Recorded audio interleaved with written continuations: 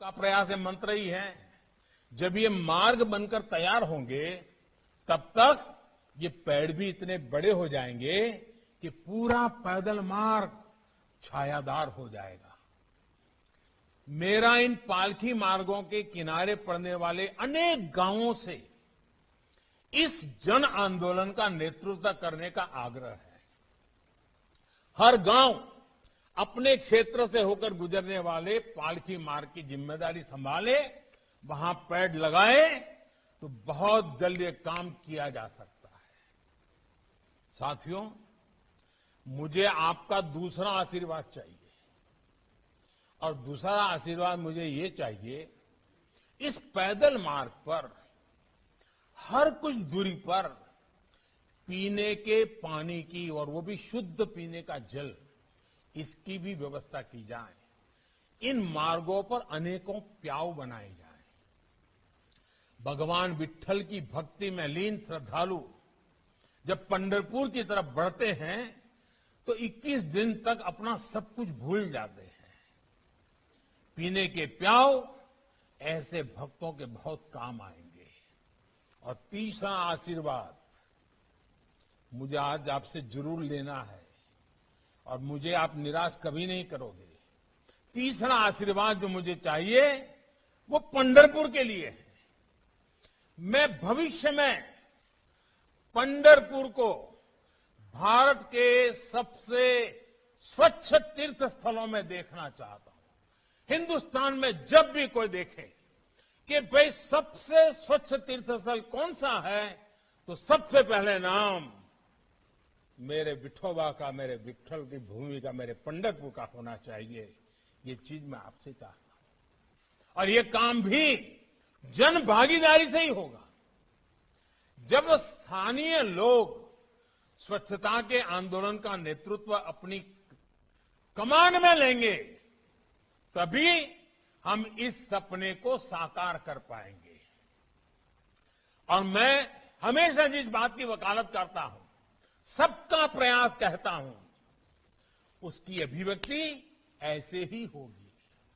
साथियों, हम जब पंढरपुर जैसे अपने तीर्थों का विकास करते हैं तो उससे केवल सांस्कृतिक प्रगति ही नहीं होती, पूरे क्षेत्र के विकास को बल मिलता है। जो सड़कें यहां चौड़ी हो रही हैं, जो नए हाईवे स्वीकृत हो रहे हैं, उसमें यहां धार्मिक पर्यटन बढ़ेगा, नए रोजगार आएंगे और सेवा अभियानों को भी गति मिलेगी। हम सभी के श्रद्धेय अटल बिहारी वाजपेयी मानते भी थे कि जहां हाईवे पहुंच जाते हैं, सड़कें पहुंच जाती हैं, वहां विकास की नई धारा बहने लगती है। इसी सोच के साथ उन्होंने स्वर्णिम चतुर्भुज की शुरुआत कराई।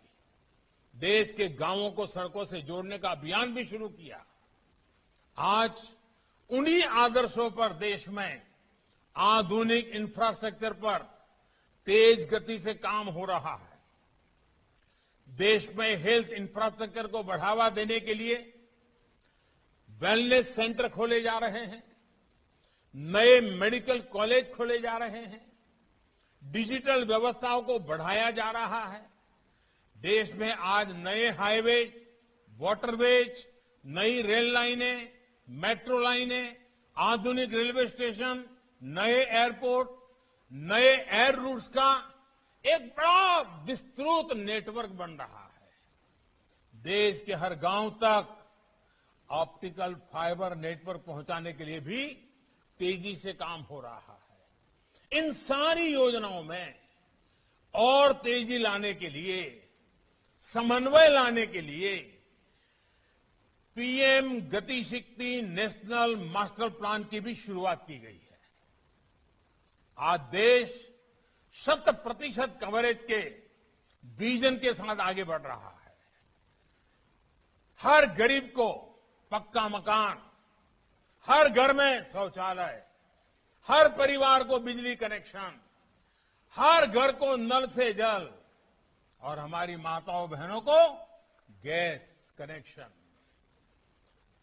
ये सपने आज सच हो रहे हैं। समाज के गरीब, वंचित, दलित, पिछड़े, मध्यम वर्ग को इनका सबसे ज्यादा लाभ मिल रहा है। साथियों, हमारे अधिकांश वारकरी गुरु भाव तो किसान परिवारों से आते हैं।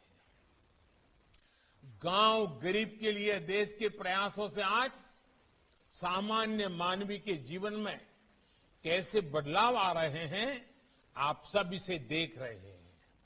हमारे गांव गरीब से जमीन से जुड़ा अन्नदाता ऐसा ही होता है।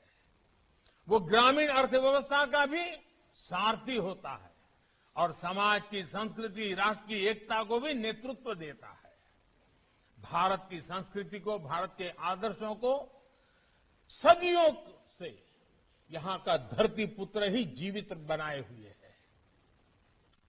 एक सच्चा अन्नदाता समाज को जोड़ता है, समाज को जीता है और समाज के लिए जीता है। आपसे ही समाज की प्रगति है और आपकी ही प्रगति में समाज की प्रगति है।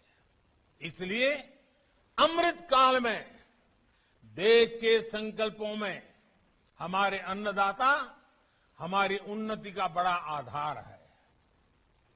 इसी भाव को लेकर देश आगे बढ़ रहा है। साथियों, संत ज्ञानेश्वर जी महाराज ने एक बहुत बढ़िया बात हम सबको कही है। संत ज्ञानेश्वर जी महाराज ने कहा है,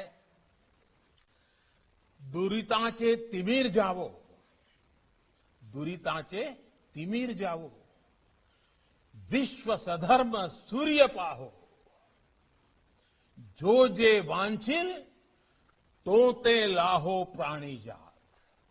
अर्थात विश्व में बुराइयों का अंधकार नष्ट हो, धर्म का, कर्तव्य का सूर्य पूरे विश्व में उदय हो और हर जीव की इच्छाएं पूरी हो। हमें पूरा विश्वास है कि हम सबकी भक्ति, हम सबके प्रयास संत ज्ञानेश्वर जी महाराज के इन भावों को जरूर सिद्ध करेंगे। इसी विश्वास के साथ मैं फिर एक बार सभी संतों को नमन करते हुए, विठोबा के चरणों में नमन करते हुए आप सभी का बहुत बहुत धन्यवाद करता हूं। जय जय रामकृष्ण हरि, जय जय रामकृष्ण हरि। आदरणीय पंतप्रधान नरेंद्र जी